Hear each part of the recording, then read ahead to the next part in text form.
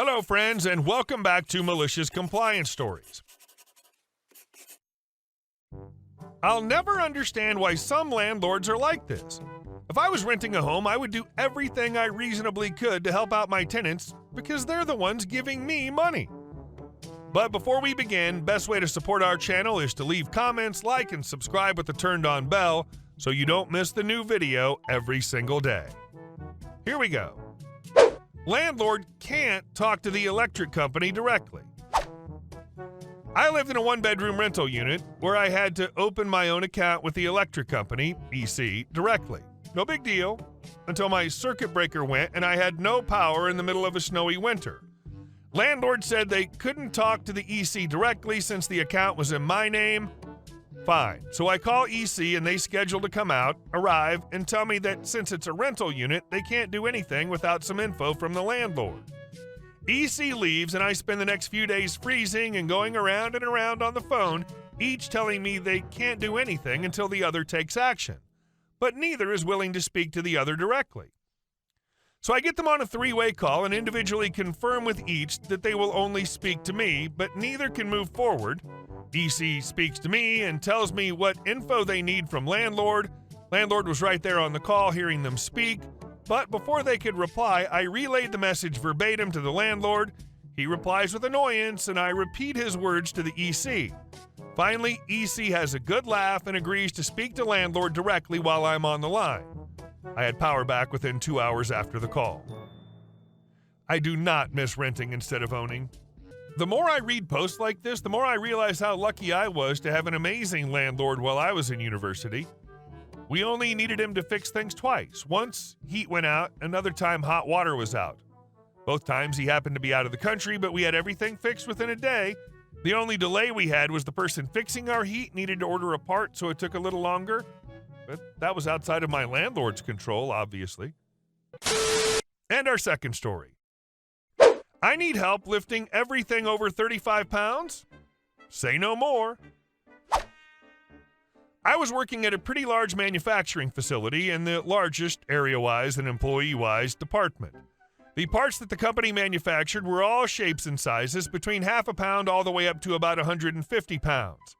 There were a few hoists around for some of the very large parts, but it was widely accepted that if you were capable and felt like it, you could pretty much lift and move whatever you wanted. Company policy at the time was that anything over 60 pounds required a team lift, but the job required lifting and repositioning these parts once every 1 to 5 minutes, so management mostly turned a blind eye for the sake of efficiency and productivity. On top of this, I was one of the most efficient and productive on the shift with the fewest errors, and because of this, my supervisor at the time let me get away with a lot more than I should have. So, as it always goes, the supervisor moved on and we got a new one who immediately had it out for me. He'd get on me about saying hi to people I passed on my way to the bathroom. There were a few times he waited outside the bathroom for me, discreetly of course, but he'd always be watching the door when I came out. This went on for about a month until I had to take some time off for health reasons and apparently lost a lot of weight in the time I was gone. He commented on it and decided that I would have to team lift anything above 35 pounds because I looked too weak. Yes, he said that. And yes, I was the only one this rule applied to. At first I decided, F that, no one else has this rule, I just won't do it. Well, he threatened to write me up. So I did what any working class American would do when a problem arises with a supervisor. I went to HR. He's just looking out for your safety, about sums up what they said. If any of you are still reading, this is the part you came for. I decided I'd do just what he asked. I worked exclusively with parts larger than 35 pounds. I started asking anyone and everyone to help me lift the parts. All of us in the department got along fairly well, and no one really liked this supervisor. I would find people across the department doing critical or time-sensitive things, explain what was going on, and ask them for help lifting, and they'd happily oblige out of spite for this supervisor. We'd really put on a show, too. We'd make sure the part was in absolute perfect position before lifting, count to 10 just to make sure we had enough time to prepare, and carefully walk the part to where it needed to go. If a part was over 100 pounds, I would find 2 other people to be absolutely sure I was never burdened with more than 35 pounds. My normally great numbers took a nosedive, and the high-dollar parts that I worked on weren't moving out of the department as fast as they were before. This caught the interest of the supervisor's boss, and we all sat down and had a meeting, which ended in the supervisor just about begging me to return to work as I had previously before the rule, and his boss telling him to find something better to do with his time unless he wanted to take on my job as well as his own. The cherry on top was that this supervisor got investigated and later fired after more than 10 sexual harassment claims. Casual reminder that HR is there to protect the company, not you.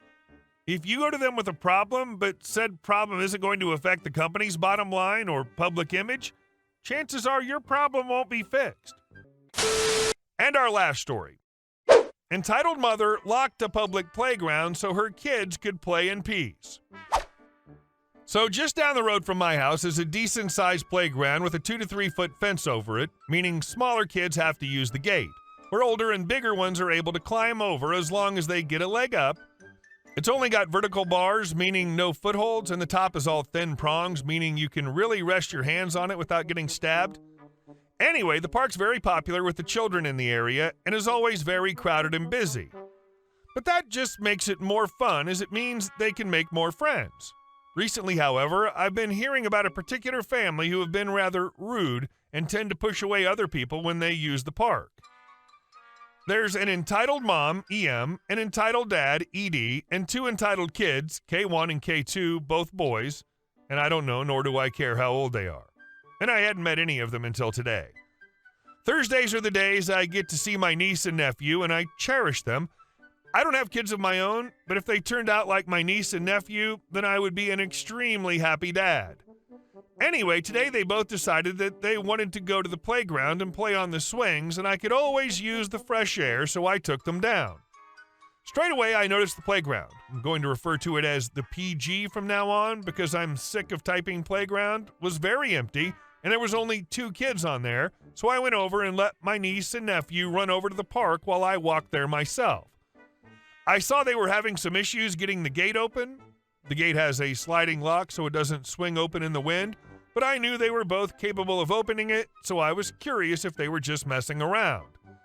As I got closer, I saw that someone had put a padlock on the gate to stop it from being opened, and straight away I assumed it was one of the 2 kids in the park who just so happened to be K1 and K2.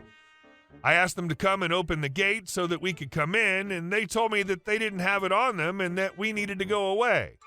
I scoffed and lifted my niece and nephew over the fence and into the park, and they both ran off to the swings. I stayed outside because there was no way I was climbing over the fence in skinny jeans. I couldn't even bend down properly. After around 20 minutes of watching the children playing, I got a text from my sister saying that dinner was ready and that we needed to go back and eat, so I called over my niece and nephew to come to the fence so I could lift them over to go home, and I couldn't do it. They were both too heavy to get a proper grip and lift on. I asked K1 and K2 if they knew who put the lock on the gate, and they once again were of no help. I explained that if they didn't tell me who locked the gate, then they would probably be stuck here because I can't go and fetch them to open it. They laughed and then proceeded to climb over the fence as a pair and then ran over to one of the houses up the road. I wanted to follow them to potentially ask their parents, but I couldn't leave my niece and nephew alone, so I called my sister. And this is how I explained it. Me, hey sis, I need your help. Sis, you didn't lose the kids, did you? Me, no. Come down here to the playground, please. I'll explain when you get here. Sis, just tell me now. I'm not coming all the way over there for nothing. What's going on? Me, the kids are stuck in the park. I need your help getting them over the fence. I can't climb in and I can't lift them out.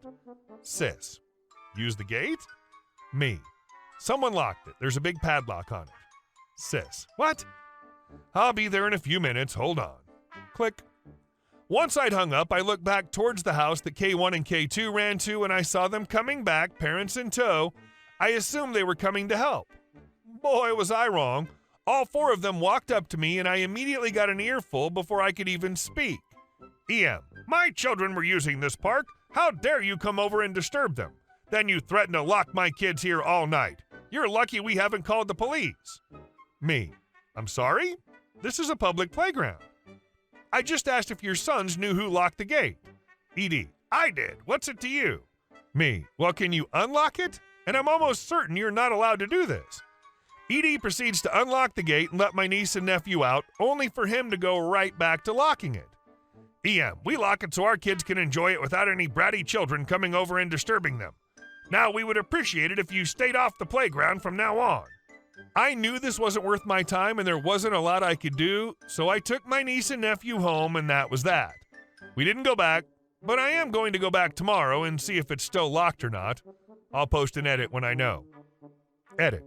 I woke up 30 minutes early today to give me time to go check the gate before I leave for work, and it was still locked, so I called the non-emergency number and told the cops, gave them both my details and what I knew about the family, and left it with them. I shall post another update after work. Edit 2. Oh boy, have I got some news. So on my way home from work, I stopped by the gate once again, and the padlock had actually gone.